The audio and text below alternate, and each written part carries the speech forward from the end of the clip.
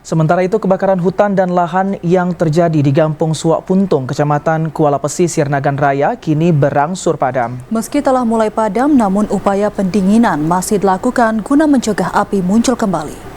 Tim gabungan BPBD, TNI, dan kepolisian hingga kini masih melakukan upaya pendinginan di lokasi kebakaran hutan dan lahan atau karhutla yang terjadi di sejumlah daerah di Kabupaten Nagan Raya. Sejumlah pompa air dikerahkan ke lokasi untuk menyiram api. Berbeda dengan pemadaman, upaya pendinginan dilakukan dengan menyiram air ke dasar tanah gambut yang masih mengeluarkan asap.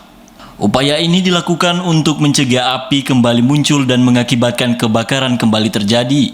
Menurut BPBD Nagan Raya, kebakaran berangsur padam usai hujan melanda kawasan tersebut. Namun karhutla belum bisa dipastikan padam total karena asap masih terlihat di lokasi karhutla. Sebelumnya sudah terdapat 2,5 hektar lahan gambut milik masyarakat yang terbakar di Gampong Suak Puntung, Kecamatan Kuala Pesisir, Nagan Raya. Meski telah padam, saat ini kemarau masih memungkinkan terjadi di Nagan Raya, sehingga masyarakat diimbau tak melakukan kegiatan yang dapat memicu terjadinya kebakaran. Dari Nagan Raya, Aji Saputra, TVRI melaporkan.